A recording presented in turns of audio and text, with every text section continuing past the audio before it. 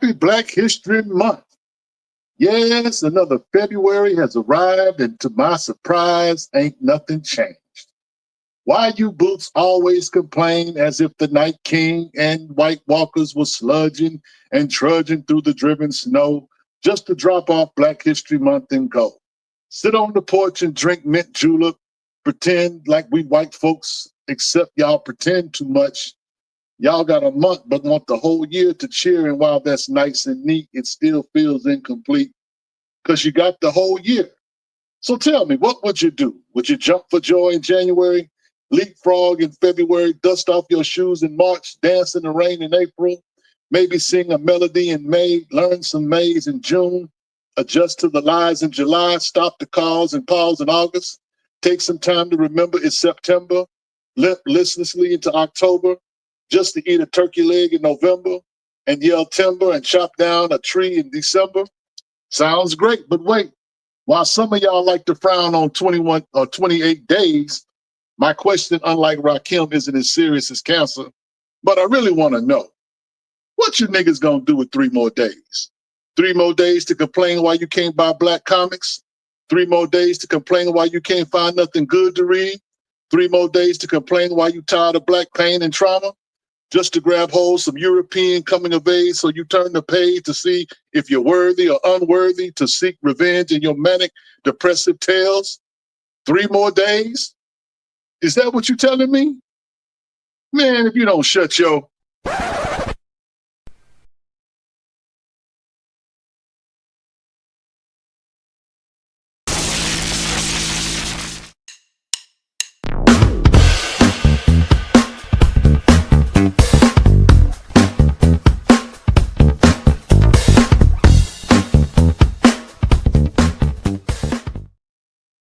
What's going on? What's going on? Real Talk with Rich is back in the building. One more again. It's your boy Rich. Want to shout out all of y'all Black superheroes forever, Black Comic Lords fam. What's good? What's good? What's good? Glad y'all are here with us tonight. And of course, I want to just, first of all, those of you who are new to the channel, please like, share, and subscribe. And just for your information, we are streaming for the very first time live on Twitch on tonight. So if you know anybody that likes to hang out in Twitch, tell them your boy is here. Tell a friend, tell a hater, we don't care. We're going to have some fun tonight. We're going to chop it up and we're going to get out the way. So anyway, y'all, I want to just shout out everybody that's in the chat. My man, Robert Monroe Jr., what's going on? Jay Carter, 9175, what's good? Mowan, what's happening with you? Good to see you, bruh. Kevin Pitts, as always, what up, what up? Charles Stewart, yeah, ain't nothing changed, my brother. Ain't nothing changed. Happy Black History Month to all of y'all out there, man. That's what's up. So anyway, he said, don't talk problems. Mr. Keebalon, what's good? He said, don't talk problems, talk solutions. We're solutions-based family all 2026. Yeah, we're going to need some solutions. There's some shenanigans going on. But anyway, we ain't coming to talk about that. We come to talk about this on tonight. Black Comic Lords, we here one more again. While I'm doing my intro, whatever, I want to wish a happy belated birthday to the King, Dennis Cowan. His birthday was on yesterday. So happy birthday, sir. Hope you're having a wonderful time. You know what I'm saying? I need you to go on and do like the young people like to do. You know, I know your birthday was like the last day of January. So just go ahead and celebrate the whole year, okay? You know what I'm saying? You deserve it. You know what I'm saying? Shout out to the King, Dennis Cowan. So yeah, want to also say rest in peace to Damon Wilson. For those who do not know, Damon Wilson was, he's done some notable roles, but his most famous role is Lamont Sanford from Sanford and Son. So he just passed away, I think, the age of 79, if I'm not mistaken. But I want to condolences to his family. Damon, we grew up watching Sanford and Son. We always love to see Lamont. You know, he was 35 years old, living with his daddy. And, you know, hey, I'm not mad at He didn't have to leave. You know what I'm saying? He was always hanging out with Rollo and Julio or whatever, you know what I'm saying? So It was just good to see growing up a black man and a black father having a somewhat healthy relationship when he wasn't when Fred wasn't calling him dummy. You know what I'm saying? So yeah, we want to send our condolences out to his family with that, right? Also, want to congratulate the New England Patriots and the Seattle Seahawks, who will be playing in the Super Bowl next week. Now, next week, I don't know if I'm doing a show next week because, the game starts at 5:30. And so I'll probably, to be honest with you, it probably won't be a show next week. I'm just saying, you know what I'm saying? And who do I have in this game? I hate to say it. But I'm gonna have to go with the New England Patriots. If the New England Patriots defense show up, it's gonna be a long day for the Seahawks. Now, Seattle got a dope defense too. Defense wins championships. But I gotta say, if Mike Bravel does history, you know what I'm saying, he'll be the first player and first coach to win a Super Bowl with the same team. And I like Brave. He was defensive coordinator in Houston for a few seasons with Bill O'Brien. And so I would like to go, he's got 3 already, but I would like to see him get a ring. I thought it was kind of crazy that Tennessee decided to fire him. But we'll see. So Charles says, can the Pats pull it off post Brady? We'll see. I tell you what, I know Robert Kraft is hoping for it because it's kind of like, shot. Could you imagine Tom Brady gone, Bill Belichick gone, all of them, everybody saying the reason why Brady got 6 rings was because of Belichick. Well, Brady goes off to Tampa Bay and wins a ring, and the Patriots go in the tank for a couple of seasons or whatever. He leaves the Patriots, right? And they bring in Brable. You gotta understand, last year these dudes were like 4-12. Matter of fact, they had 2 straight seasons 4-12. Now they in the Super Bowl. And I'm in my feels because I feel like my Texans should be there. Shout out to CJ Stroud. Anyway,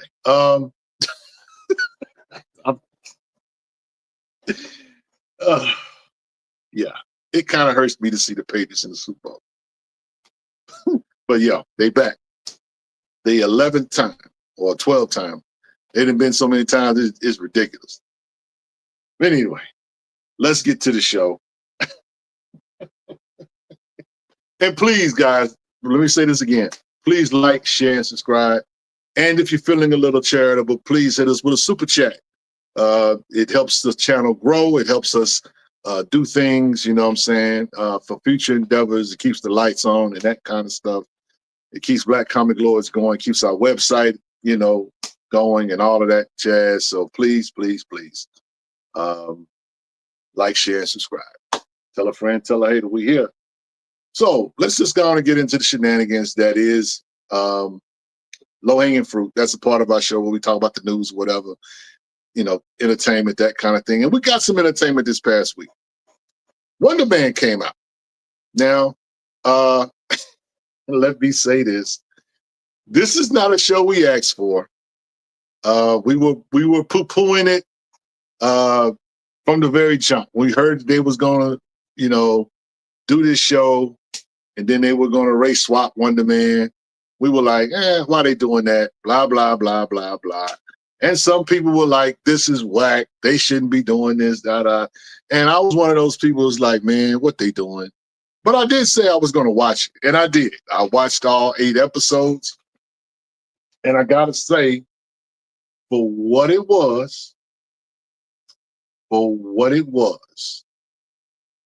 I enjoyed it. I enjoyed it for what it was. Shout out to Marvel Studios for being the biggest trolls in the world. They are the undisputed champions of trolling. Now, The show is called Wonder Man, right? And the thing about it is the Wonder Man really didn't show up in the movie. I mean, the show at all until the end of the show. Uh, this was not a superhero show. This was a show about relationships, bromance.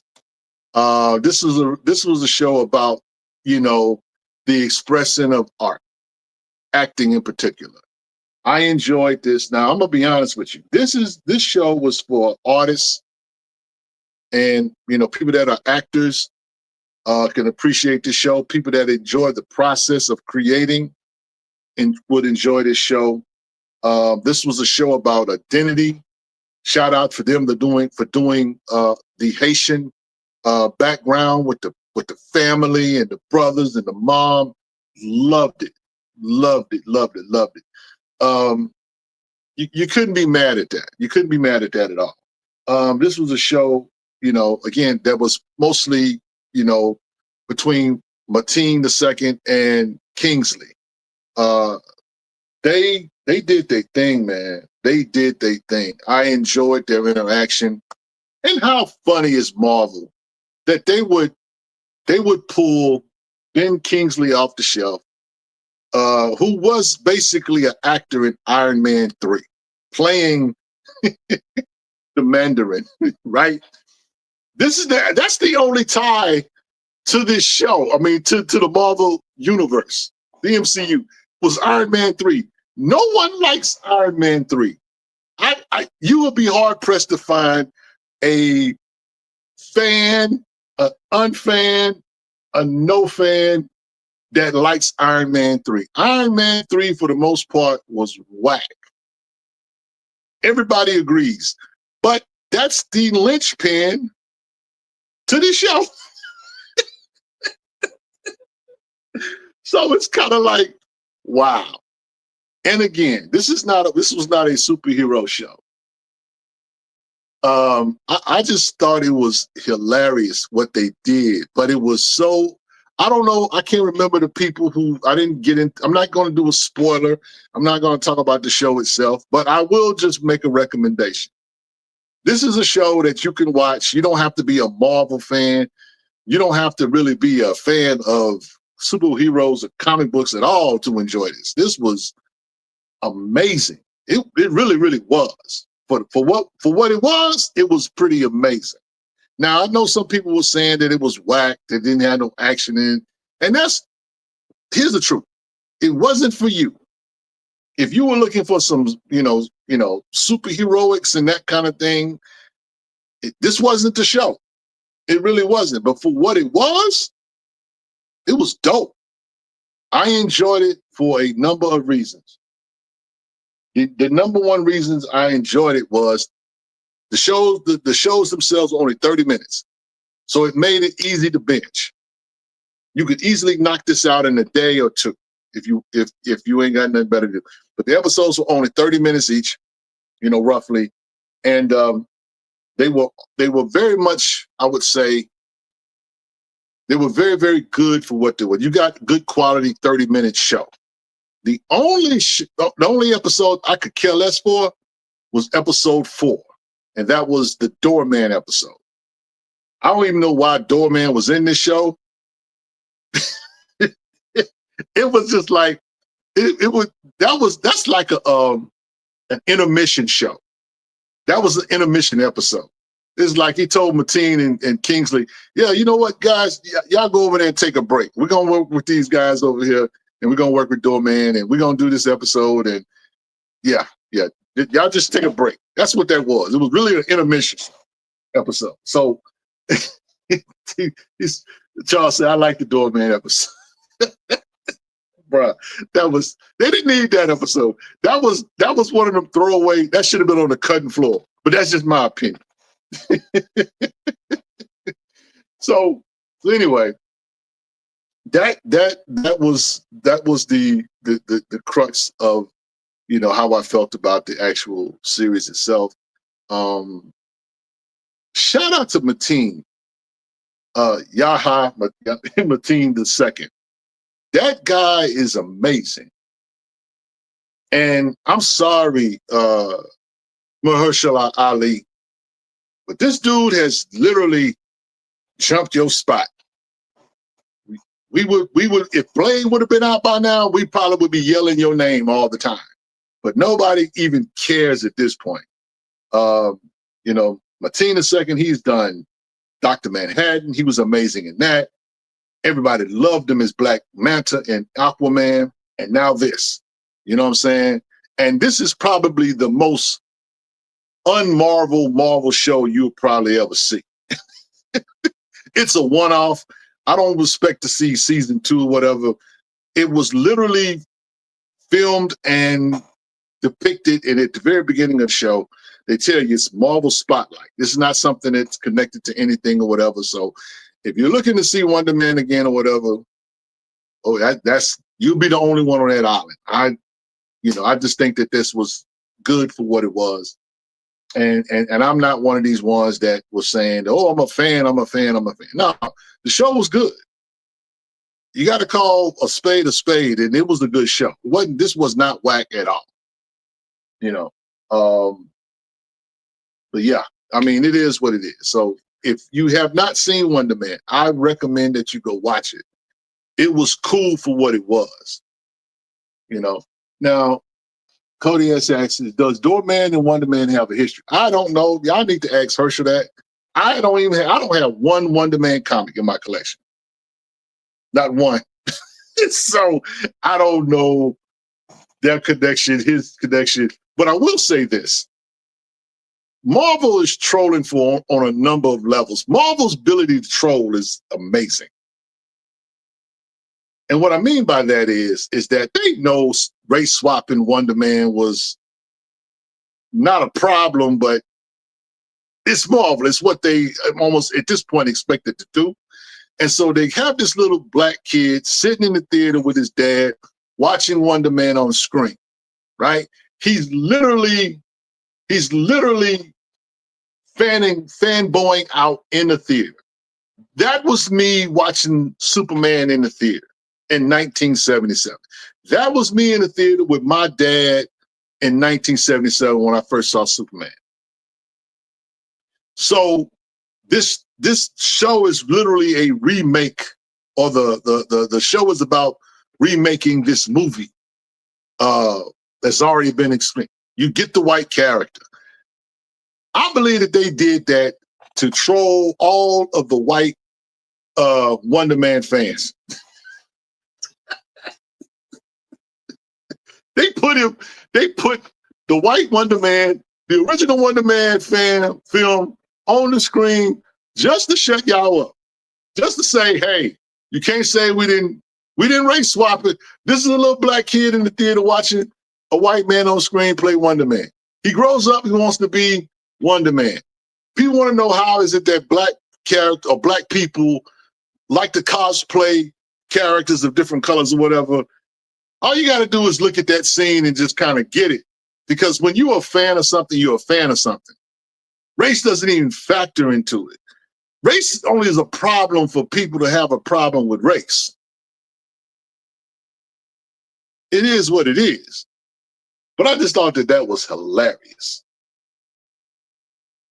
Styles says, dang, why we gotta do Mateen versus hey, bro, it only can be one. It can only be one. We Highlander around it. You know how we do.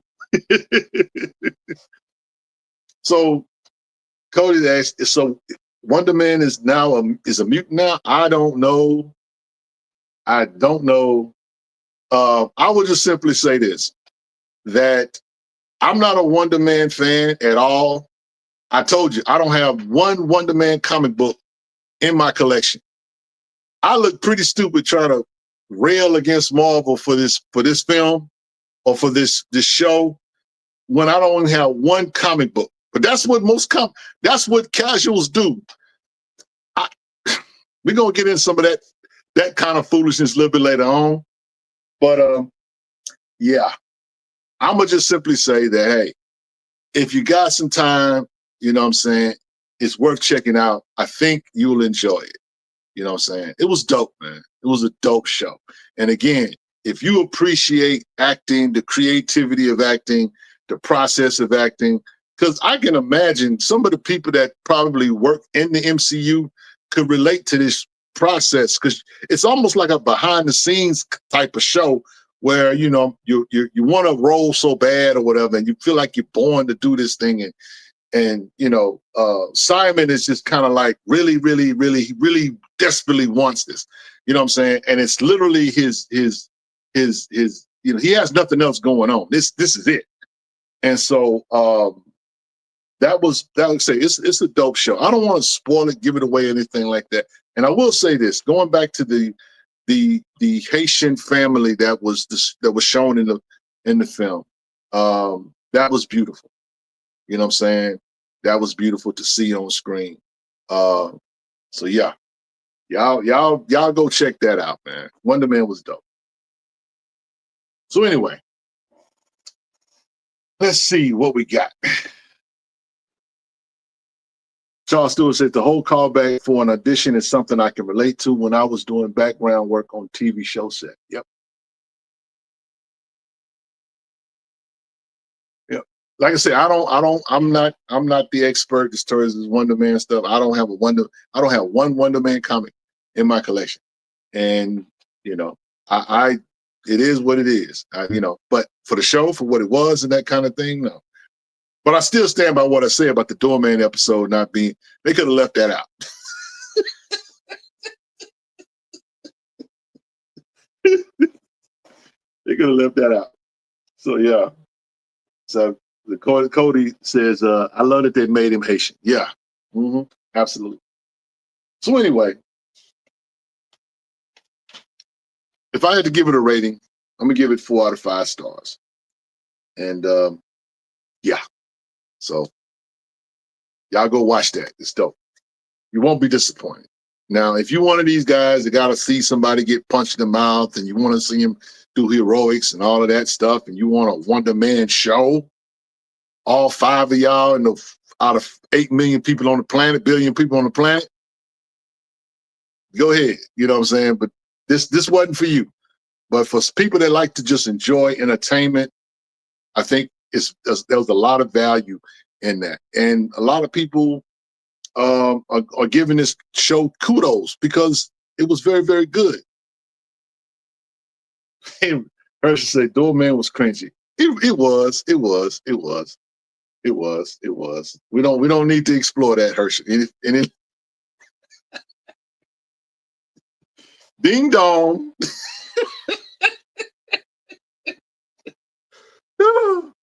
Oh my God. Anyway, like I say, Marvel is the troll of trolls. No one trolls better than Marvel. So anyway, we're gonna go ahead and keep going with the MCU stuff. But what I wanted to do a Rich Recommends comic. And so, but I wanted something that, you know, because I don't do enough MCU type stuff, because MCU is really not my thing. I enjoy the MCU for what it is. I don't make a big deal out of it. I don't live and die by the MCU. You know what I'm saying? I don't cry when certain things don't happen. I don't get mad when certain things happen or when they don't happen or they don't do this. The only thing I got beef with the MCU is recast the child. But other than that, y'all do what y'all do. I don't have no smoke for Marvel whatsoever. I am black pill when it comes to Marvel and DC. They gonna do what they gonna do, and I'm okay with it because I'm not going to live and die by their decisions and their trolling and their foolishness. It is what it is. So, with that said, Rich recommends. I want to recommend a book, or I should say, a series of books. The book that I'm talking about is Battle Scars by Mike Fraction and Cullen Bunn and Christopher Yost. Battle Scars is the book who introduced Nick Fury Jr. To the Marvel Cinematic Universe. Samuel L. Jackson's character, actually. But Battle Scars is a 6-issue book, and it's basically about a guy, Staff Sergeant Marcus Johnson, who is on the hunt because someone has killed his mother. Doesn't know why. His mother's a teacher, and so he's a military. He's a ranger, Army Ranger, and so he's on the hunt. And of course, in the first issue, he battles Taskmaster, and he goes on. He gets saved by Captain America at the end of the book, but he goes on to kind of like deal with, fight Deadpool and the Serpent Society. So it's a pretty good book. His first appearance as far as Nick Fury Jr. isn't to issue number 6, but I think you will enjoy this 6-issue run. Very, very quick read. You know what I'm saying? It's not like you're going to get a whole lot of deep knowledge, whatever. This is just a story that introduced Nick Fury Jr. Now, he says, wasn't the original Doorman White? Just asking. I don't know, bro. I don't know. Ask Herschel. Herschel might know. I told you I know nothing about the Wonder Man characters and anybody surrounding. I never was a West Coast Avengers guy or anything, so I don't know much about the West Coast Avengers either. You know what I'm saying? But yeah. Now, Herschel says Doorman was black. Okay. So yeah. But anyway, but this particular book here, you know what I'm saying, I think it's just dope, introducing the character. Nick Fury Jr., people were saying that they race swap Nick Fury. And I guess you could say that in a way, but this kind of like helped kind of do away with that in a sense because, this is his son. And so he doesn't know that at the very beginning. He finds that out as well in the series that his father is Nick Fury Jr. or Nick Fury, I should say. So he's biracial or whatever, if nothing else. Samuel L. Jackson isn't biracial, but Nick Fury Jr. in the comic books is. So, but either way, that doesn't really matter. But what does matter is this is a dope read. Y'all should pick that up. And like I said, that first appearance is Battle Scars, issue number 6, first appearance of Nick Fury Jr. And actually, that's also the quote-unquote first full appearance of Phil Coulson, who's all part of the MCU stuff as well. Styles Series says, Rich, what do you think about there being no Miles of Black Panther ongoing right now? What do I think? Hold on to that question, Styles Series. We're going to get there in a minute. When we do chat talk, I'll talk about that. Let's see. What else we got? Okay. With that being said, guys, we're going to take a quick commercial break. And when we come back, we're going to talk about what Black history isn't. Not what it is, what it isn't. Stay tuned. It's about to go down.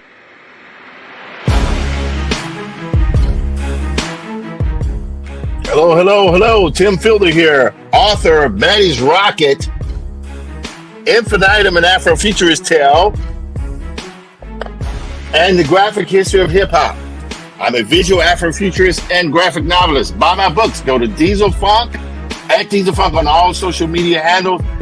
I need you to buy my books. Thank you, Black Comic Lords. Peace.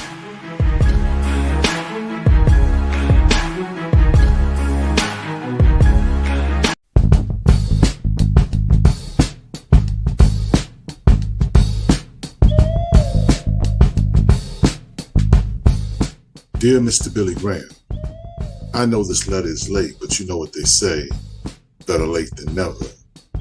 And I'm writing to you because I know you'll never read this or hear this.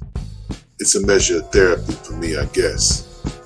Wondering how you never get mentioned when you are really only one of the few worth mentioning. After all, I don't think Sam and Dave had you in mind, but without question, you are a soul man. How else can you explain how a man can draw tears so well if he never shed any tears of his own? Yes, and I hear music, especially drums, when I see jungle action panels. And when I see Luke Cage panels, I hear the jukebox blaring out horns in the after hours joint. I guess I'm trying to say, Mr. Graham, that I dig your style and you deserve to be celebrated like the heroes you drew. And like I said, you won't see or hear this, but I'm going to say it anyway. Thank you, Mr. Billy Graham. You are a Black History legend.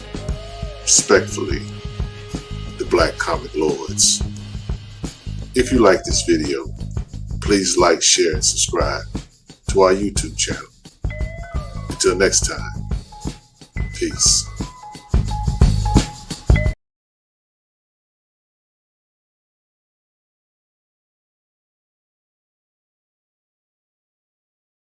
So yeah, here we are. Here we are. Here we are. First day of Black History Month. And say what you want. People talk about Black history, and I love Black history. I fancy myself as a novice. I don't just dabble. I love Black history. So I don't want to talk about what Black history is. I want to talk about what Black history isn't.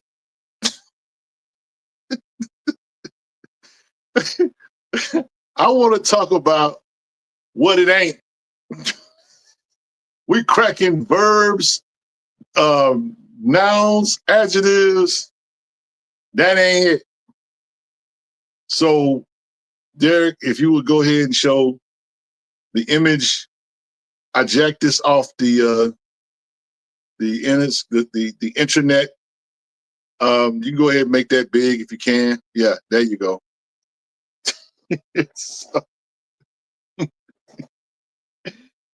Now, I want to first of all, I want to shout out my man Ernie Blurry Without Fear. I want Derek. I sent you a link. I want you to put the link in the chat. Because he did a video.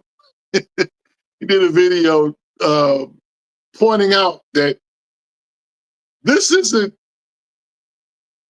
ain't it, y'all. This is not it. For whatever reason, I'm gonna just say this. I know he says, who made this AI JPEG? Bruh, I don't know and don't care. What I do know, that this is not it. This is not it.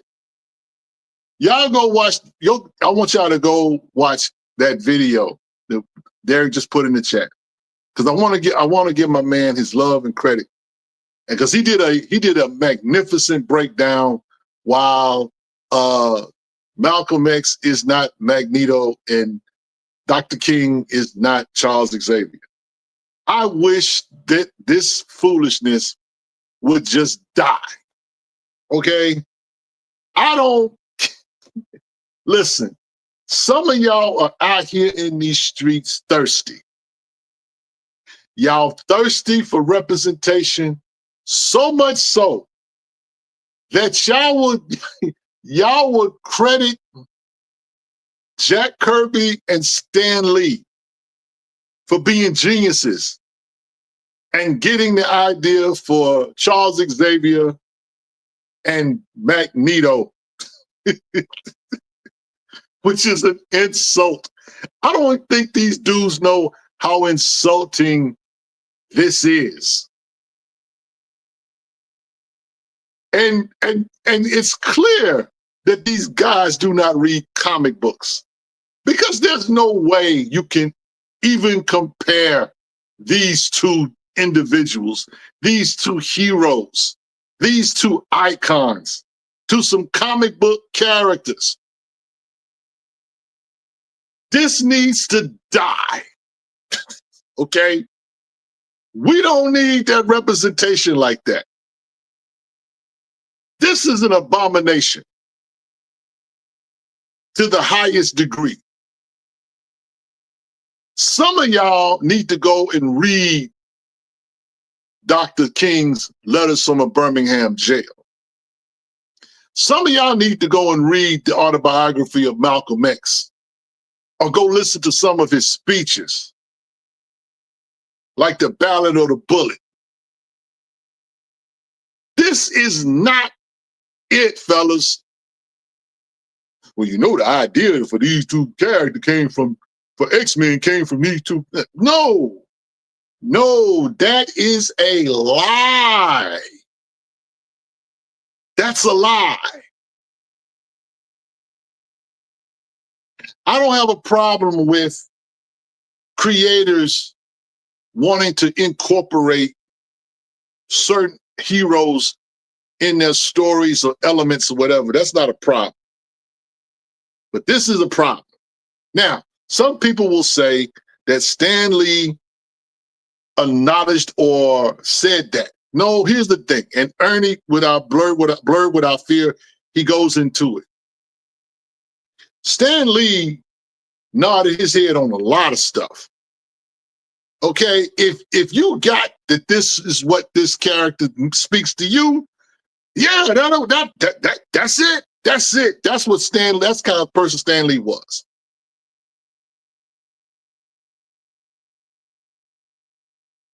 How are you going to compare Malcolm to an evil villain?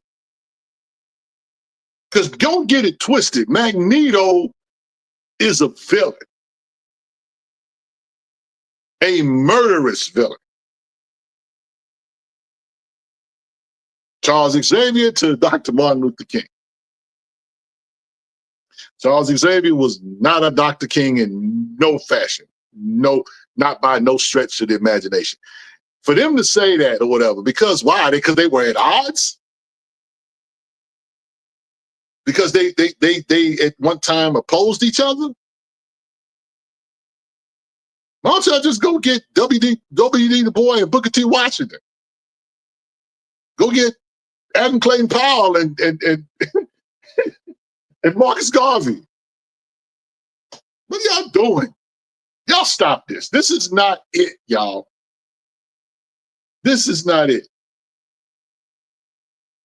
Jay Carter says Chris Claremont took inspiration from how he wrote Professor X and Magneto on two Israeli leaders, David Ben-Gurion and Menachem Begin. Yes. But somehow or another, every now and then, this godforsaken image comes up. Not this particular image, but this whole idea. We have real heroes. Why are some of us out here thirsty? Yeah, we thirsty for representation? No. I need y'all to pick up a book.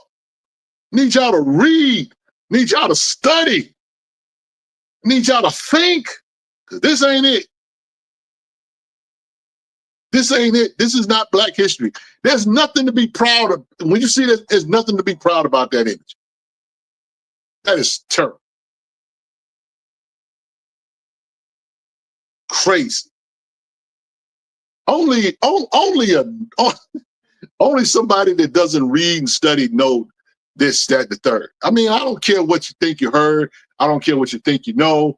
We all know. Those who really know that that's not what they got this from. No. And you're not going to take two of our biggest heroes and lump them up and make them a comic book character. Are we serious?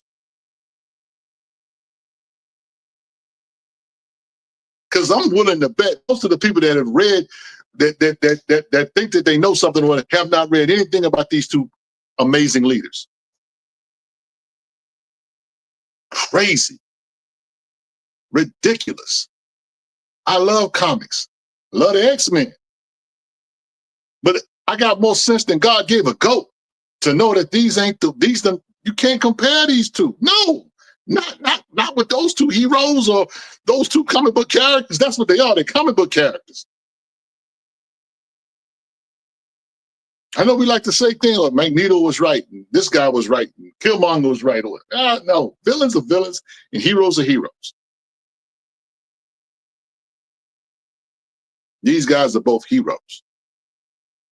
And there's no need to compare them to a comic book character.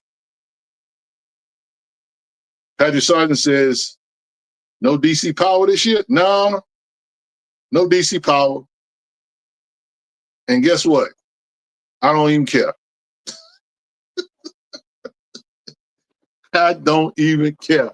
If you're going to celebrate Black history, I did a piece, a spoken word, and in that spoken word, I talk about how people think that the white man just threw us 28 days. It's not true. Carter G. Woodson wanted to put Black History Month, which originally Negro History Week. He wanted to put it in February in recognition of Frederick Douglass and the president. So it would in President's Month or whatever, President's Day. So it would literally resonate, or people would be able to easily identify. Had nothing to do with white folks. But people think that. And so in the spoken word, I kind of allude to, what y'all gonna do with 3 more days? What if the Black History Month wasn't in February? What if it was in July? What if it was in September? What if it was in December? What if it was in January? What if it was in May? What if it was? What if you got 3 more days? What y'all gonna do with 3 more days? What y'all gonna do with 3 more days? We can't get most people to celebrate Black History Month in the 28 days that we got. That the world is set aside, or that the dominant society or the people, or the commercial world or whatever, is there to acknowledge it. When I grew up, I was not a teacher, but I imagine that my teachers were frustrated. Because every Black History Month, we were told to do a paper. Thousand say, dang, why you say it like that? I'm just saying, bro. But we were always told to do a paper. And 98% of the people did their paper on Martin Luther King. And the other 2% was Harriet Tubman. Nobody else. Nobody else. And it wasn't until I got older to realize that how many Black history giants and history historians and people that accomplished so many things. And I'm asking, I kind of want to go back and ask some of my teachers. I don't know if they're still alive, but I kind of wanted to ask them, like, why y'all didn't make us do something else? Why did nobody mention Malcolm X? No, why nobody mention, Marcus Garvey? Why nobody mention, other people? But for the most part, that's what it was. It was just this and nothing else. It's like, wow. That's why, I'm like, if we celebrate Black History Month 365 days, but that's a small portion of us. That's not the dominant. That's not the masses of Black folk. It's not. So I'm like, if you had 31 days, what would you do different? What you gonna get in them 3 days that you can't do in the first 28?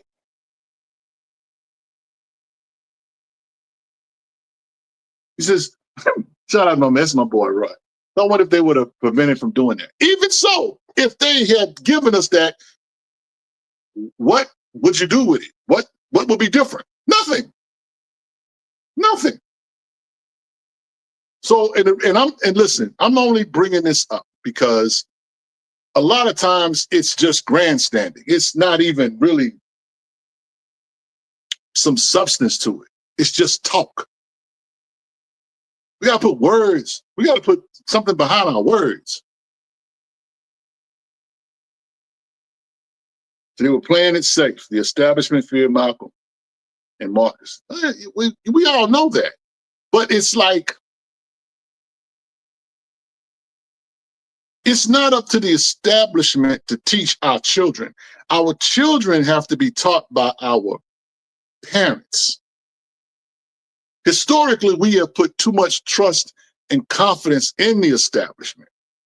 The reason why things happen the way they happen and continue to happen the way they happen is because we continue to trust the establishment. We continue to trust that they're going to educate our children.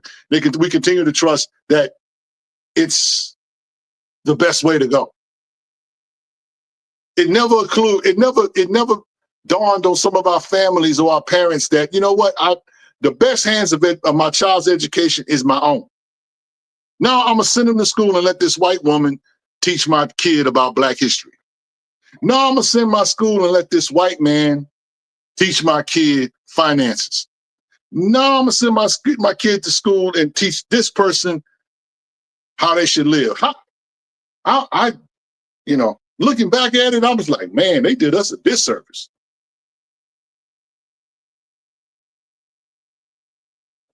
Jada Blur said, did you already talk about the Wonder Man series yet? I did. Go watch the replay.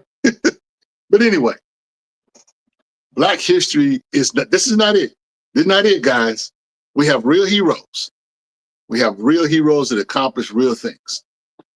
So Derek Poe, I want you to make me big real quick. I am going to show you some Black history comics. And so you can go get these, they're not hard to find, but you should get them. This one at the very beginning is, Bass Reeves by Kevin Greavy. Everybody knows Bass Reeves was actually the gentleman based on the Lone Ranger. And so this is a story about Bass Reeves. There are a couple of Bass Reeves comic books. I have one that's called Black Gun. Very, very rare. Matter of fact, I would probably say it's one of the rarest comic books I have. And I funny thing is, I posted it in this space, but I won't do some people want me to scan the pages of it, but I won't even do that because I'm like, you know what? I think this is a one-on-one. So you guys will never see it. But it's one of my rarest books, but it's about Bass Reeves. But this here is Bass Reeves by Kevin Greavy. You can go get that. Here are some older books. I want you guys to check these out. Now, there's a series of books called Golden Legacy. These Golden Legacy comic books from 1966. And it's basically illustrated Black history or illustrated history magazine. And they have different characters and different people that they talk about. This one here is Toussaint L'Ouverture. This is issue number 1. You can get reprints of this, or you can try to hunt these down in the original. This is an original one. Matter of fact, I got a couple of twins. So that's number 1. Number 2, Harriet Tubman. This one here, number 3, Christmas Addicts.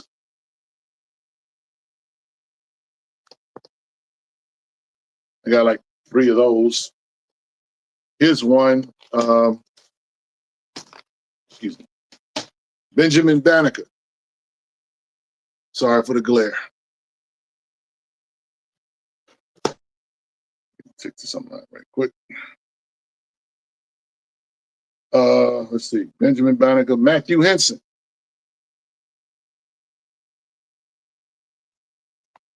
A couple of those. Alexander Dumas and Family. Alexander Dumas was the guy who wrote The Three Musketeers and The Count of Monte Cristo.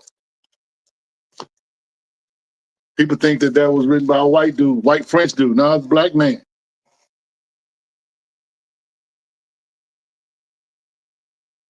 Frederick Douglass, part 1. And then Frederick Douglass as an old man, volume 2. We got those. Alexander Pushkin. Joseph Cinque and the Amistad Mutiny. Got that.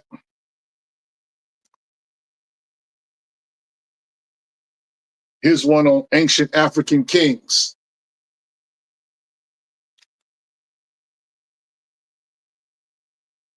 And here's one on black cowboys. Got a couple of those.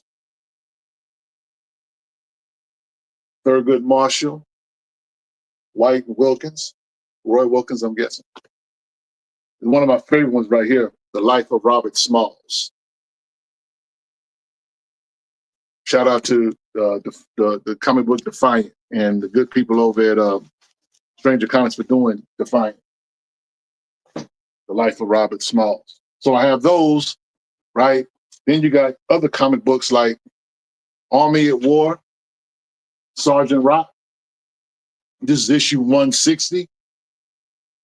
And this is basically a comic book about how black military soldiers, some of the things that they had to deal with, when they were fighting for the country.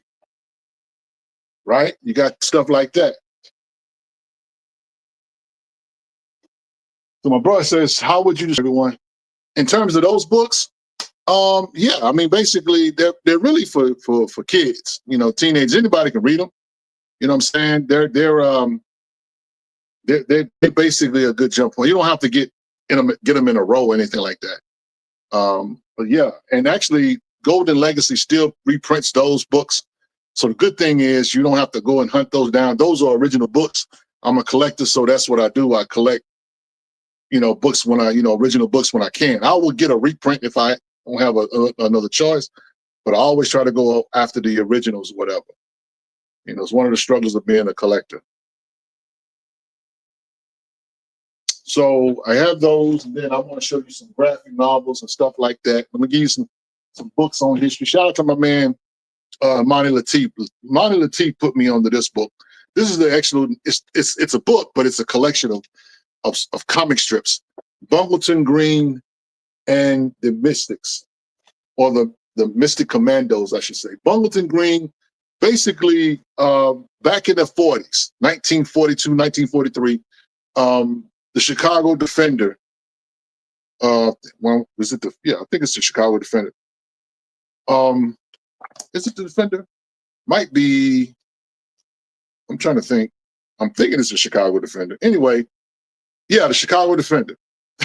Anyway, they used to run comic strips, right? And they did these comic strips, and what they did was, and I'll just kind of run it back there. But basically, this is a book about a group of commandos, black teenagers, fighting racism in the 1940s. So, yeah, you might want to pick this up. I don't know if you'd be able to. Jay Jackson is the guy who created this character, Bungleton Green, from the 1940s. Dope book to have in your collection. So you got stuff like that. Then you have books like this one, Still I Rise, The Cartoon History of African Americans. And this basically is a book about the history of how we were depicted in comics and in comic strips. Great story. Great story from Roland Owen Laird Jr. Here's a real good one. Shout out to Canaan White. Canaan White and Max Brooks, Harlem Hellfighters. This here, there was a real battalion in World War I, illustrated by Canaan White. He's all black and white or whatever, you know what I'm saying? But the whole book is amazing. Canaan White is a fantastic artist. And this is one of the books that he helped do from 1919, the history. He said, have you been to the African American Museum in DC? I have not. I need to go. We're trying to get there before they decide to take everything out of it. That dude that lives in 1600 Pennsylvania, boy, he's doing a job. He's doing a job. So I'm gonna try to get there, but I haven't been yet. Here's a book by Akeem Alou called Dreamer. This is a graphic novel, but basically this is the story of a black kid who plays hockey. Black men who played hockey in the NHL and in minor leagues, or whatever, have plenty of stories. And, you know, as you can probably imagine, some of the struggles that they went to and go through is something else. We got our first super chat. Tron Court, what up? Stay blessed and well, folks. I've been missing your sessions, Rich. Yeah, well, I just got back. Appreciate you, Tron World. Thank you for the super chat. Donation. It's a donation. I thought it was the trash. Don't be hitting on me.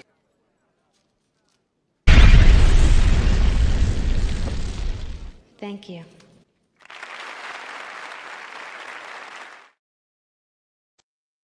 Yep. Appreciate you. So this is a good book right here, too. The Silence of Our Friends. This is about a book in the civil rights movement. This is actually from Houston, Texas, 1968. H-Town. H-Town, baby. But this book here is from 1968. And it talks about how during the civil rights era, you know what I'm saying, a lot of our people lived in communities with white folks. And even though all this unrest was going on, a lot of these white people, unfortunately, not everybody, but a lot of them were very silent in what was going on. Funny, you know, things ain't nothing changed. I'll say it like that. But it is changing, I gotta say. The niggerization or the niggardization of America is happening right before our very eyes. H&H Comics says, Rich, do you have those books that John Lewis co-wrote? You talking about March? Let's see. Yeah, here we go. You don't mess with the kid, bro. I got these books. Shout out to my DJ Big Phil. Like my man DJ Big Phil says, I do this for real. So here is March by John Lewis. I'll show them to you. That's book 1. That's book 2. John Lewis. Book 3. And not only that one, got this book here called Run. This is book 1. I got this at Ali's. But yeah, so March, and then I got book 1 for Run. So yeah, I got those. Yes, sir. Yes, sir. Yes, sir. So, but this is going back to this book here, The Silence of Our Friends. This is a graphic novel from Houston, Texas, 1968. Dope story. I think you will enjoy it if you want to go ahead and pick it up. I said, got that from the library back in 2011. Yep. Yep. Absolutely. Now, I know, Pat, I don't know if it was you that asked me what my LCS is. I don't have an LCS now. I go to different shops or whatever, mostly Bedrock. But, you know, I'm going to be relocating back to Fort Worth this summer, which is why I haven't picked up a shop. But yeah. So anyway, Kindred, Octavia Butler. Shout out to my man John Jennings, Dr. John Jennings. John Jennings helped put together this. He's got that one. He's got Parable of the Sower by Octavia Butler. He did the graphic novel for this. And John Jennings' art is amazing, dope style of art. But yeah, shout out to Octavia Butler, dope science fiction artist. Sister was doing it when no one else was doing it. But yeah, this is her adaptation with Damian Duffy as well. So shout out to them for doing this. He asked me the Westheimer one. I've been to the Westheimer one. Actually, I've been to the Westheimer one, been to the one on Washington, been to the one out in Missouri City, been to the one off of 1960. So I've been to several of them, bro. This last one I'm gonna show you guys is hold on. Wayne says, I'm looking for a rare 1947 comic, Negro Heroes #1, highlighting the achievements of Black Americans. Yeah, shout out to some of our people in the community. My man Rico Jones, he's one guy I know that has, or probably has that book. Stephen Bowers, there's a few people that have Negro Heroes. in their collections. That's a big boy book, as they say. But this book here, African American Classics. Some of the authors in here are Langston Hughes, Zora Neale Hurston, W.B. Du Bois, Paul Laurence Dunbar, Claude McKay, and Christopher Priest, Alex Simmons, Matt Johnson did some of the adaptations, and some of the art's done by Afua Richardson, Kyle Baker, Trevor Von Eaton, one of my favorite artists. So yeah, so this is another good one. This has a lot of different poetry and stories in it. It's pretty dope just to have in your collection, for sure. For sure. But those are just some, Black History comic books that you can go get. There's tons more. I got a gang of stuff around here, whatever, you know what I'm saying? I can't show everything. Yeah. He says, Jada Blur says, do you have the original Lobo comics? I do. Matter of fact, I have two sets of the original Lobo comics. Yep. I do. I don't have them here. I have them in my storage unit, but I do have them. Matter of fact, shout out to my man, Jay Napoleon Winston. Jay gave me a Lobo, my first Lobo, #1. Blew my mind when he gave it to me. Yeah, as an AOK, so I'll always have a great appreciation for getting that book. But I did wind up getting another set, and I have, like I said, I got 1 and 2, or I should say 2 sets of that. He says, thanks, Rich. I just ordered that African American Classics book on eBay. Yep.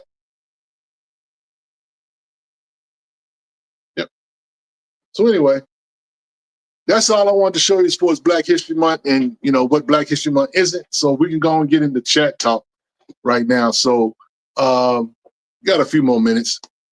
So Styles Series brought up a question. He says, H&H says, I finally got a copy of Looking for a Face Like Mine, really good price. Yeah, let me show y'all this book. Let's see, where is it? Where's my copy?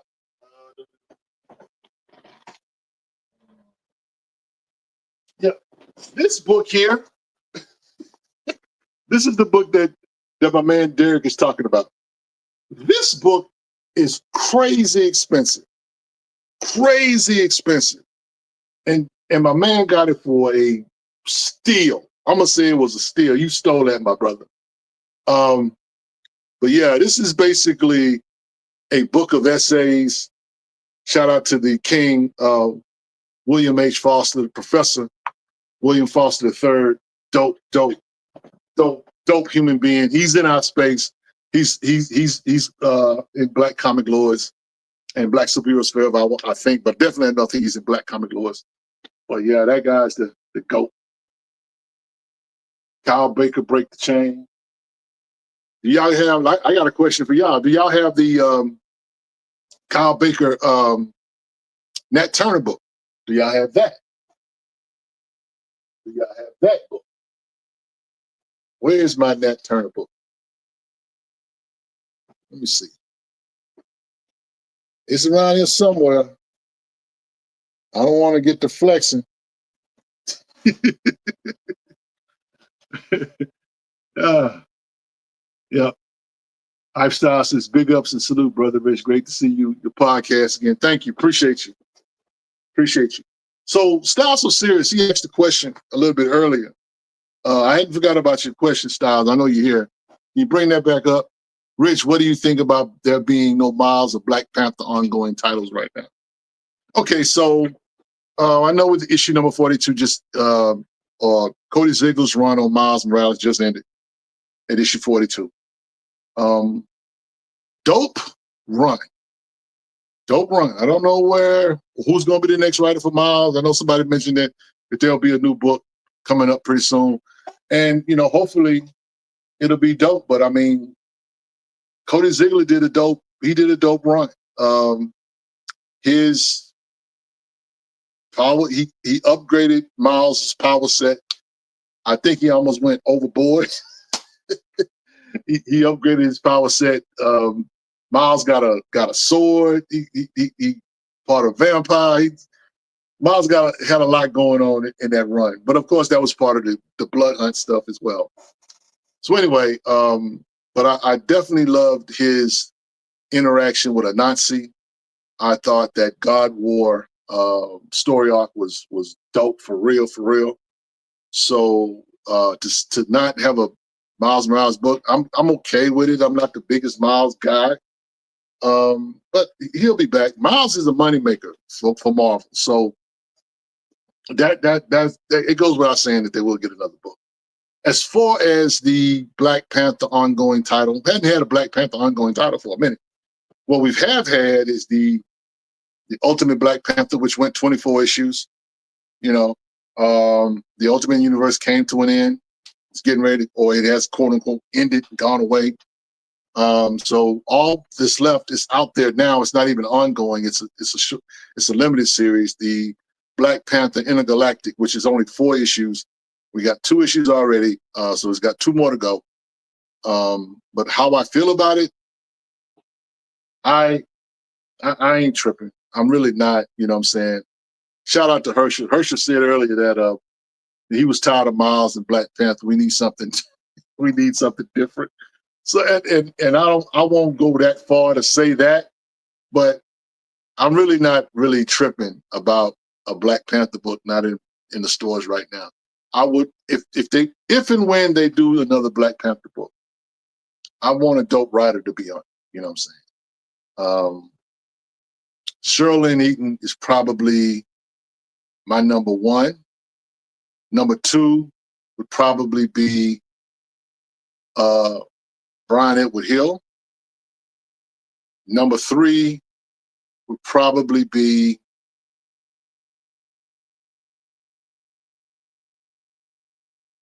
maybe Justina Ireland. I would ask Preach to come back to the book, but he kind of trolled everybody with the World to Come. So I just don't know. Just don't know.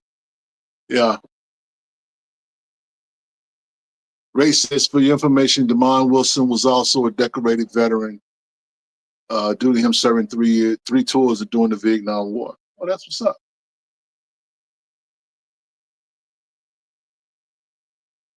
Now, 9 Memes asks a question. Before we get to 9 Memes, Timon Sims asks, A World to Come, Priest run, is it still running? I guess, I'm going to be honest, it's up to like issue 5. I have not really been impressed with it, to be honest with you guys. I've read the books. Ryan says that The World to Come is only 6 issues, so it's got 1 more to go. But I gotta say, I have not really been impressed with it. I won't call it bad, but I won't call it great either. But it's not Priest's best work. I'll say it like that. 9 Means asks the questions, what do you think of the latest appearance of Static? I like it, but I'm wondering, is this DC trying to separate him from the Miles Stone again? Well, I don't think so.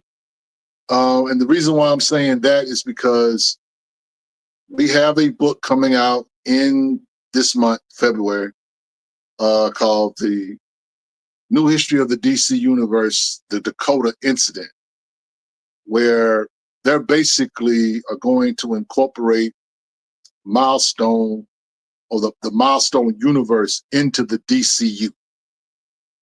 So I don't know how much Milestone we're going to get past this book that's coming out. Shout out to Joe Illich who's writing it. But they're bringing the Milestone universe into the DCU. So you may see at some point a new Static book with some other characters, or Icon or Rocket or Hardware in a book or whatever. Me personally, I really want a Hardware comic book.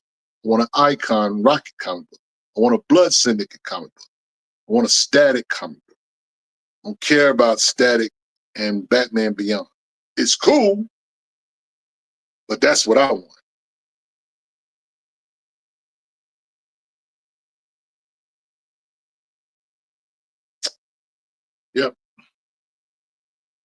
So anyway, what else we got? Charles still said we need something different. Like what? Are you referring to new black character to elevate or a different story direction, focusing on those said characters? Are you talking to me, Charles Stewart, or are you answering somebody in the chat? Because I don't remember saying we need anything different. I just would like I would like milestone books. You know, I don't know. I mean, we've had Static and DC. I mean, Teen Titan books. It's been cool. You know, I think Icon and Rocket have been in animated shows. I'm not sure, but I don't follow the animated stuff like that. But what I do know is I like milestone books to be milestone books. Yeah.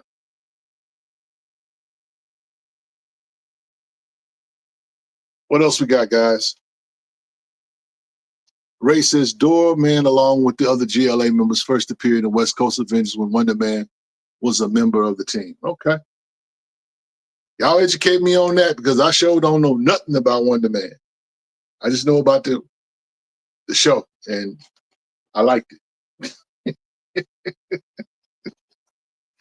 I'm not going to rah-rah. I'm not ready to do like Herschel and go out and buy an action figure and try to find Wonder Man, the Black Wonder Man's first appearance. I ain't doing all that. Yeah.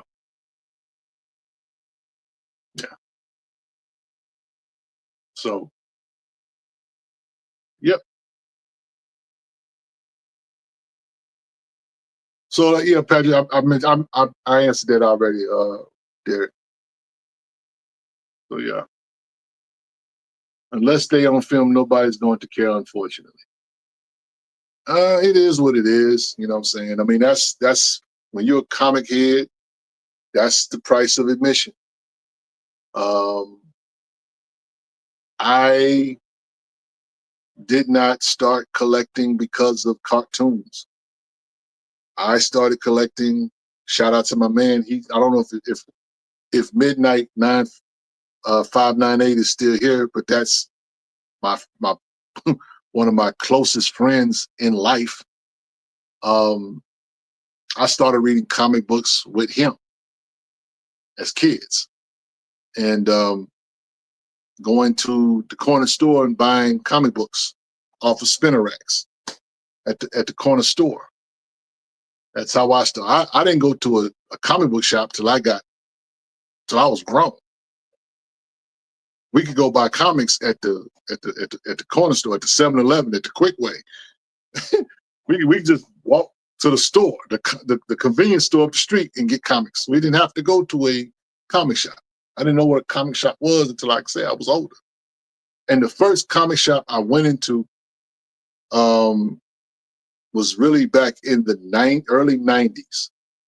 And it was owned by a Black woman. Yeah. Yep. So anyway, Jamal Simmons says, yes, the series was good, surprisingly good to me, especially the last episode. Can't wait for season 2. Our own movie, the intro into the MCU was pretty dope. Rich, I can't stand Herschel.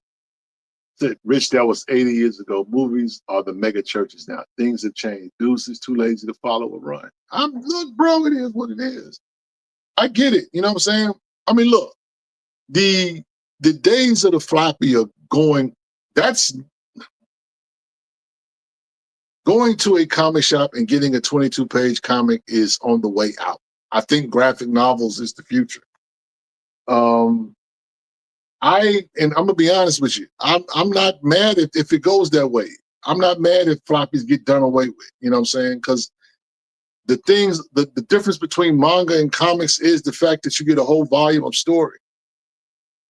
You don't have to wait 2 weeks or 30 days to get a book. You know, and you're right. It wasn't 80 years ago, but yeah. My man be trolling me for real. Wolverine Solid said, Rich, I made a new black hero, Edward from Marvel Comics. I made 2 seasons right here on YouTube. The son of Wolverine and Storm. I love comic books and acting. Wolverine Solid, you need to hit us up, bro. Email us at blackcomiclords@gmail.com. We need to have a chat. We need to have a chat, sir. Hit us up for real.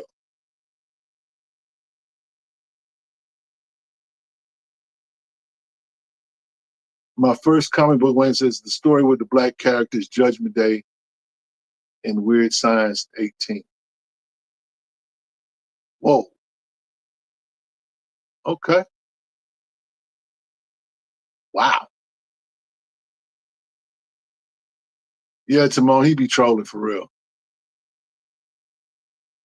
Charles Stewart says, yep, bingeable long-form complete arcs is the new way of reading. It's mostly due to the current generation and how they consume manga. Mr. Kibulon says, we need the organization of black screenwriters on here. I 100% agree. The thing about that, too, is sometimes getting us together is like herding cats, unfortunately. Because people like to say that, black people are not a monolith. And I'm gonna be honest, we sometimes behave like that, like we're not a monolith. We have some of us have no understanding of what being on code means. And that's frustrating. Our power is in our unity.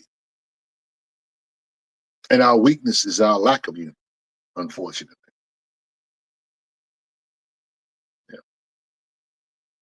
Yeah. Patrick Stewart says, my first book I created was Cosmos on my block in 2017. Okay. Yeah, that's what's up. If you guys got some material, man, you know what I'm saying, holler at your boy. I'll check it out. Send me a copy. I'll check it out. Review it. You know what I'm saying? I know that we have a lot of creators in our space and that kind of thing.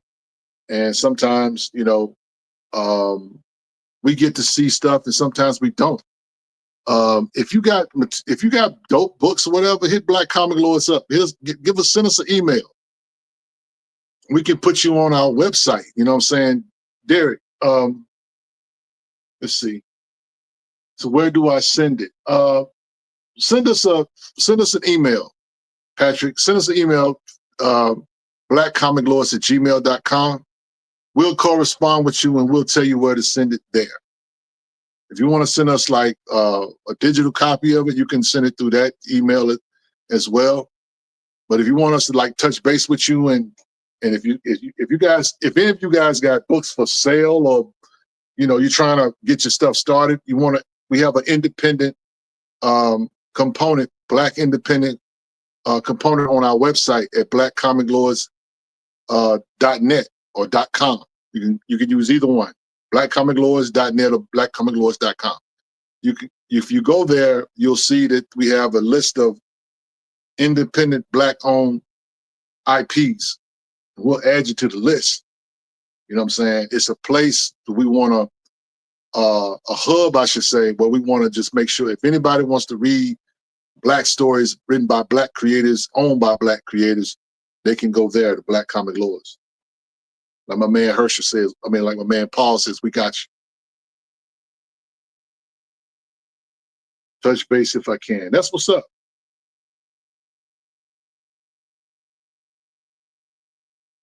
Yeah, hit us up, Charles Stewart, for real. We'll my man Herschel said, oh Lord.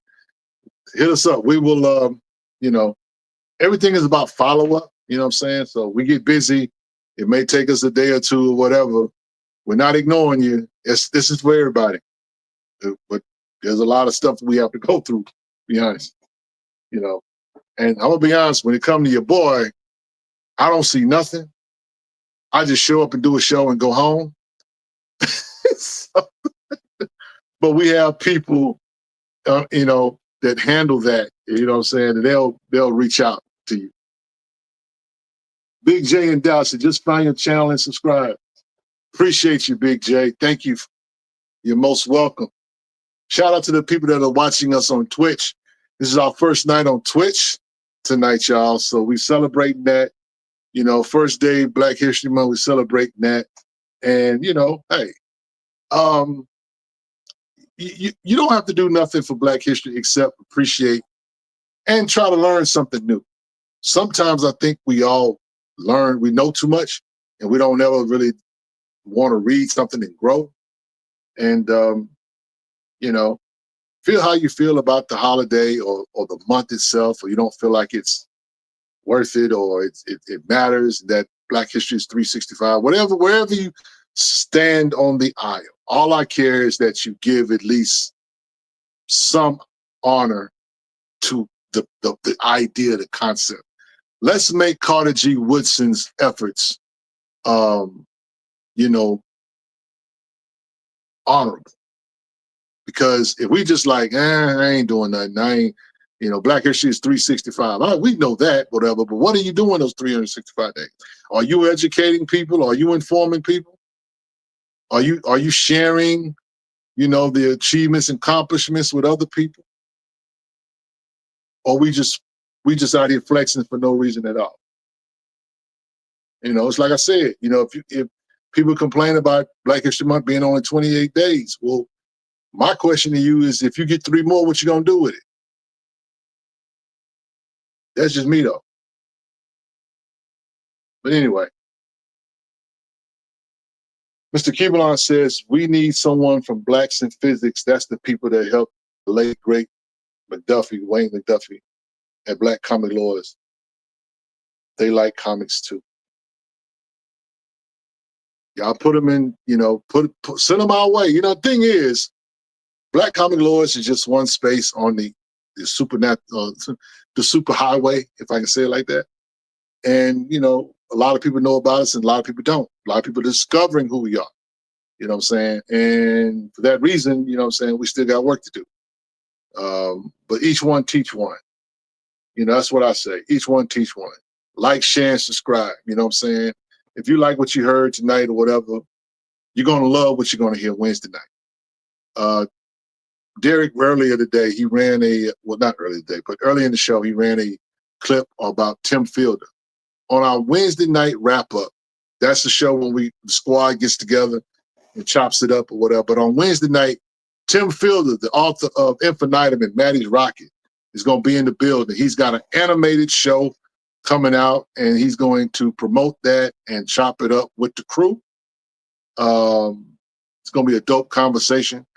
And I tell people this all the time. If you don't have one comic book or one graphic novel in your collection, you need to get your hands on a copy of Infinitum.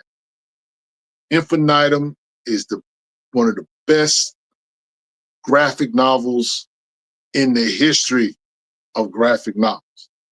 It is that dope. I stand by that. It's amazing.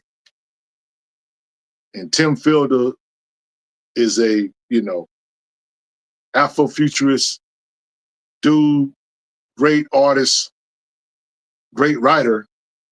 He's got some dope stuff. So he's going to join us Wednesday night. We could have had him here on tonight, but I wasn't prepared. And like I told my man in the back, I said, you know, I'm a fan. So trying to interview and trying to do that will probably get lost. So I'm not the best person. I'm not the best person for that job or whatever. But on Wednesday night, he's going to join the squad, Wednesday wrap up. So y'all hang out with us on Wednesday night. Again, please hit the notification bell when we go live. It's going to be a dope conversation. Tim Fielder is part of Black Comic Lawyers. He's been here before. You're going to enjoy the conversation and what he has to offer, I'm sure. With that said, guys, I'm going to go ahead and get out of here. I'm going to go ahead and give you guys the benediction. And the benediction comes from Proverbs, the 11th chapter, and verse number 14. And it simply says this: without guidance, the people will fall. But with many counselors, there is deliverance. From the stronghold that is Black Comic Lawyers and Black Superheroes Forever, it's your man Rich. Until next time, we say peace, We see you when we see you. Good night.